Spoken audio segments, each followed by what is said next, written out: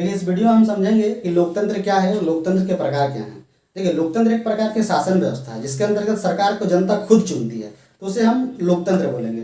या फिर इसके तहत जो शासन व्यवस्था चलती है उसे हम लोकतंत्र शासन व्यवस्था बोलेंगे।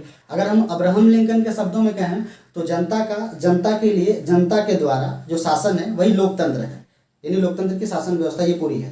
तो ये इसकी हम अगर प्रकार की बात करें तो ये दो प्रकार का है मुख्यतः, एक प्रत्यक्ष लोकतंत्र और अप्रत्यक्ष लोकतंत्र।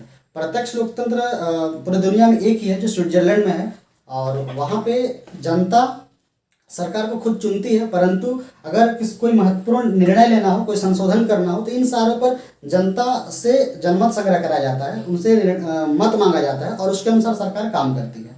अगर हम बात करें अप्रत्यक्ष लोकतंत्र की, तो अप्रत्यक्ष लोकतंत्र में हम नेता को चुनते हैं, हमारा प्रतिनिधि होता है। जैसे हम सांसद को चुनते हैं, 10 लाख की आबादी या मिनिमम 7.5 और मैक्सिमम 10 लाख की आबादी में हम एक संसद चुनते हैं भारत में। और विधायक को हम चुनते हैं, राज्य में जो हमारे विधानसभा होता है वहाँ पे उनके लिए हम विधायक को चुनते हैं। तो ये हम नेता चुनते हैं और वो सदन में जाकर हमारे लिए जो भी निर्णय लेते हैं वो हम सारे जनता का निर्णय होता है। तो अप्रत्यक्ष लोकतंत्र में भी जनता सरकार को खुद चुनती है, परंतु कोई निर्णय लेना होता है, कोई संशोधन करना होता है, तो उस पर हमारा जो हम नेता को चुने होते हैं वे लोग उस पर निर्णय लेते हैं। जैसे कि हम आपको उदाहरण बता दें, जैसे अनुच्छेद 370 जो जम्मू कश्मीर को विशेष राज्य का दर्जा देता था, इस पर अगर संशोधन करना हुआ, जैसे हम भारतवर्ष की बात कर रहे हैं, भारतवर्ष क्या है, अप्रत्यक्ष लोकतंत्र को मानता है, तो यहाँ पे उस पर संशोधन किया गया, तो हम लोग खुद जाकर तो मत नहीं दिए कि उसे हटाना चाहिए कि नहीं हटाना चाहिए। हाँ, जो संसद में सिस्टम के हिसाब से, जैसे कि राज्यसभा में पहले गया, लोकसभा में आया पहले, फिर राष्ट्रपति के पास, तो इस तरह से सदन में जाने के बाद फिर माने लोकसभा या राज्यसभा कहीं से भी शुरू हो सकता है, फिर राष्ट्रपति के पास जाता है और इस तरह से बिल पास होने के बाद उस पर संशोधन हो। तो ये प्रोसेस के तहत हमारी जनता की वहाँ पे कोई भागीदारी नहीं थी। यही जगह अगर प्रत्यक्ष लोकतंत्र अगर भारतवर्ष में होता ना, जैसे स्विट्जरलैंड में है, तो वहाँ से जनता से मत मांगा जाता है कि वहाँ से अनुच्छेद 370 जो है उसे हटाना चाहिए कि नहीं हटाना चाहिए। तो आपको समझ में आ रहा है कि प्रत्यक्ष और अप्रत्यक्ष लोकतंत्र क्या है।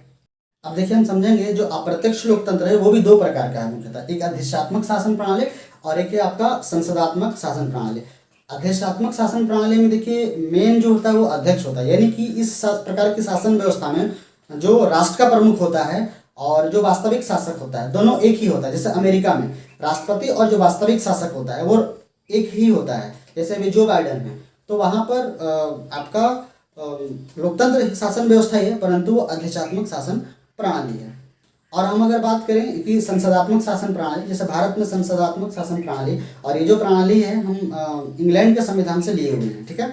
संसदात्मक शासन प्रणाली में क्या होता है कि जो राष्ट्र का प्रमुख होता है और जो वास्तविक शासक होता है दोनों अलग अलग होते हैं। जैसे कि हमारा राष्ट्रपति अलग है और प्रधानमंत्री अलग है, ठीक है। राष्ट्रपति को हमारे यहाँ पे जो शक्ति है वो सिर्फ दिखावे के लिए होती है, वो कुछ काम करने होता है। वास्तविक जो शक्ति होती है वो प्रधानमंत्री के पास होता है, ठीक है। तो ये संसदात्मक शासन प्रणाली में होती है। और आप हमारा जो भारतवर्ष में जो संसद, जैसे एक राज्य में कितने संसद होना चाहिए, ये पूरा जो डिवाइडेशन है ये हमारा 1971 की जो जनगणना है उसी पर चल रही है, और ये आपको 2026 तक ही आपका इसी तरह से चलेगा। उसके बाद फिर जो है संसदीय क्षेत्र का जो डिवाइडेशन है वो होगा, ठीक है। तो आपको इस वीडियो में समझ में आया कि लोकतंत्र क्या है, लोकतंत्र के प्रकार क्या हैं। आशा करते हैं वीडियो आपको समझ आया होगा। अगर आपको वीडियो सही लगता है तो लाइक करें, शेयर करें और चैनल पर नए हैं तो सब्सक्राइब करें। धन्यवाद।